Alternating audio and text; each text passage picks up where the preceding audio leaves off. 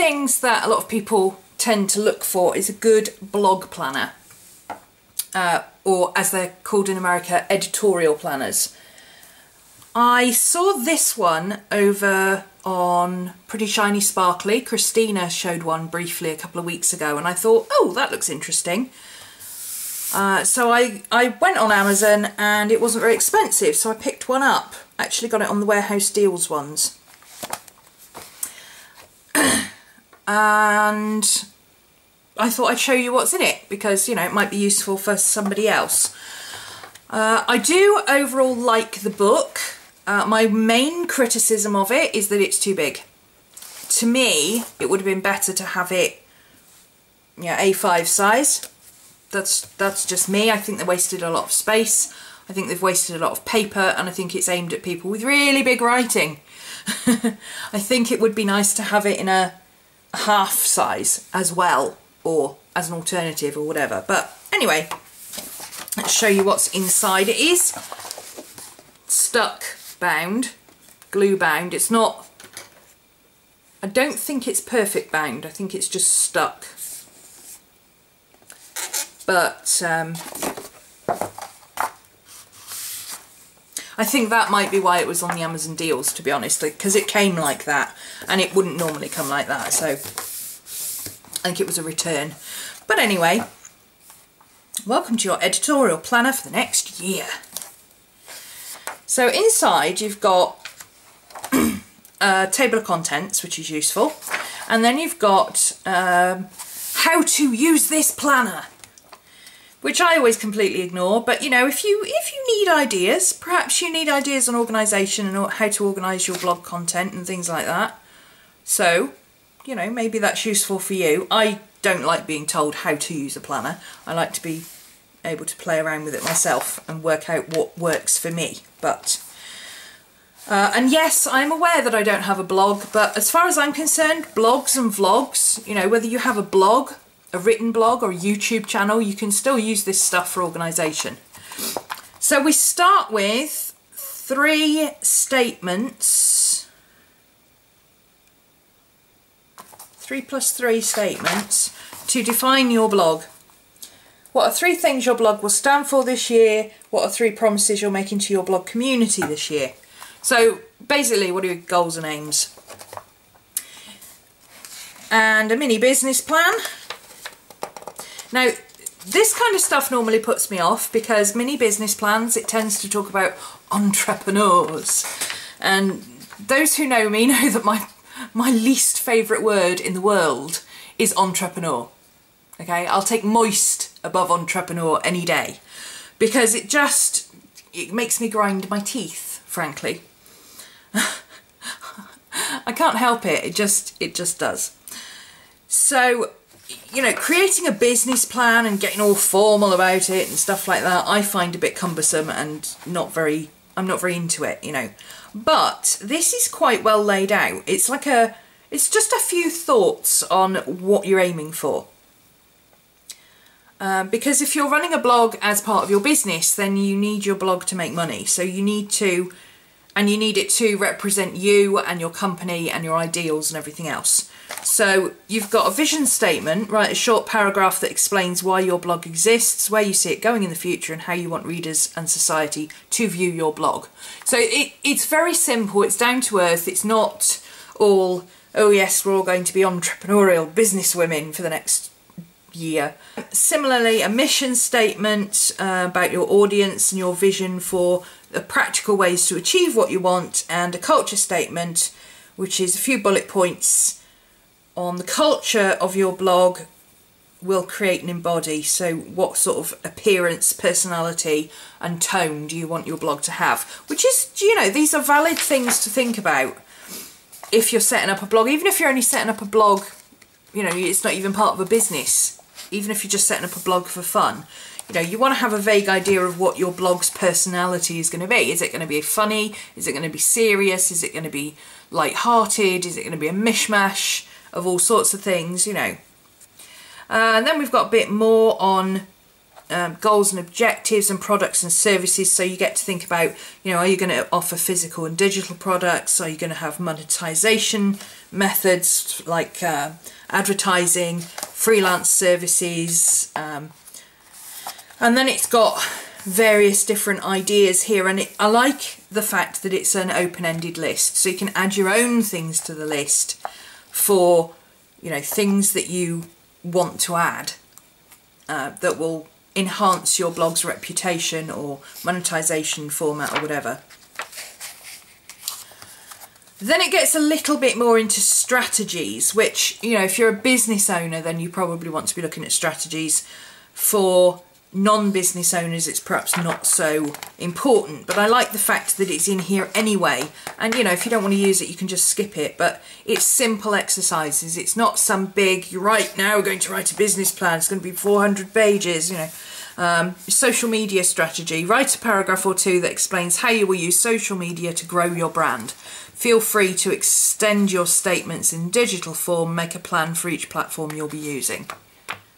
So it's very generalised. And then it's got a list of, I like this, the family of blogs. So brother blogs, blogs that have a similar focus and audience to keep you on track. Those are good for collaborations and guest posts. Aunt blogs, the same niche but at an audience and income size that you'd like to reach in the future. So kind of what you're basing things on. You know, that sort of thing. This is quite good. I like this sort of layout. And a bit about your ideal readers. So, you know, what demographic are you aiming for? So basic reader demographics, where do you envisage them living? What kind of magazines do they read? You know, what favourite books do they have? So you're really kind of thinking from your audience point of view rather than just your own. And then we've got a little bit on how to create your own blog posts.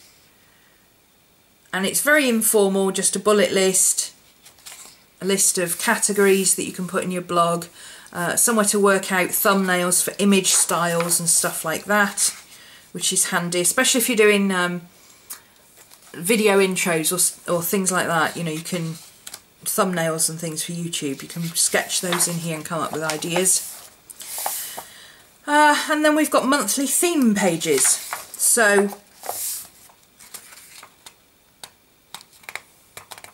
you can, there's 12 of these where you can decide what your theme's going to be for the month and note things down. So if you're working ahead, especially if you're a fashion blogger or vlogger, you might be working on, you know, you might already now be working on summer trends, even though we're not even in spring. You might even be looking towards winter trends if you're a high-end blogger. So, you know, this is really useful for being able to put ideas forward. So, for instance, even I've got something, July, we'll be doing One Book July again. So I could be writing in ideas for that already, long before I've started thinking about what I'm actually doing for it. Then you have this set of pages for each month. So you've got undated pages for a month, and then that's followed by list pages. You can put in, you know, product ideas, collaborations, just general notes, list of your blogs, blog posts for the month. And then it's got a review page. So,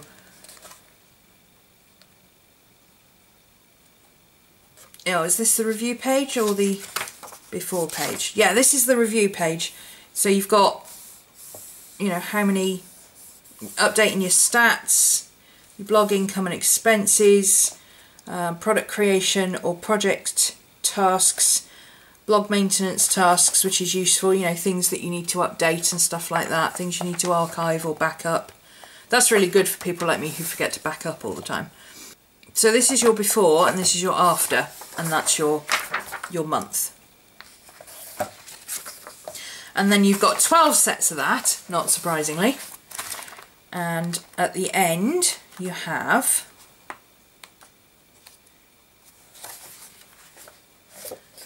me just find the last one. So there's the last one, and there's your lists and your before and afters.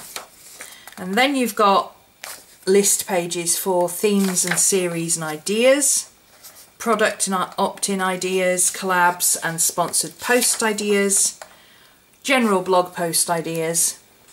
And again, you could use this for a YouTube channel. There's no reason why you couldn't put, you know, video in there instead of blog. Lots and lots of space to write post ideas. Accomplishments, list of accomplishments for each month. Any affiliate blogs and logins and information. And I've missed a page somewhere, because somewhere there is a page. It's very like the monthly after pages. I can't find it now. There's one of these somewhere that's for the year, but I don't know where it is. Did I imagine it? Maybe I imagined it. I'm just checking there's not two pages stuck together somewhere. Oh well, I don't know where that disappeared to, but there certainly should be a year overview in there somewhere. Maybe it's at the beginning and I missed it. Anyway, that's what the contents is for the Epic Blog 1 year editorial planner. And like I say, there's a section at the front that tells you how you could use it if you wanted to. And I think for somebody who's just getting started, this is a really good way of setting out. I wish I'd had this when I started doing a blog and a YouTube channel, because it really would have got me organised right off the bat. Or if you're going from, you know, having just a general day-to-day blog and you're turning it into something that should make some money, or, you know, as part of a business, then this is a really good way of doing it.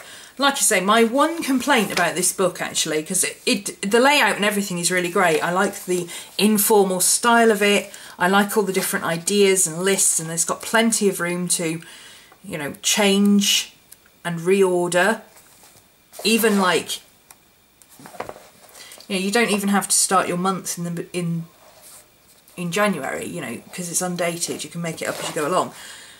You don't have to do 1 month after each other. Perhaps you could do 3 months and then change it. My one criticism is that for me, this is too big. I would have preferred a half-size one. From Regina.com, so Regina.com, if you should happen to be watching this review, I suggest bringing out an A5 size for those of us who don't have massive writing, because this size would be a lot easier to deal with, and it's only a thin little book. So if you've been looking for a blog planner, then, you know, this might be something that you'd be interested in.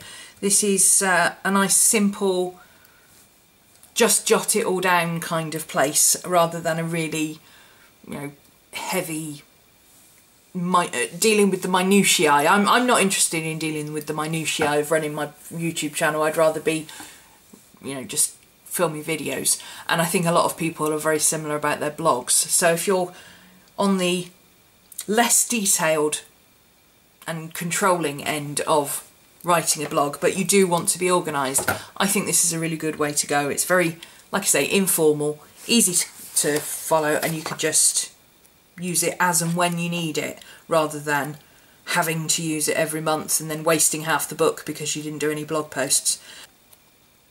I like the undated style, and for those of us who do have tiny writing, I suppose actually I could probably use this for 3 years and just use different coloured inks, because that's more than enough room to write anything in that I need. But yeah, so anyway, there is the Epic Blog Planner from Regina.com.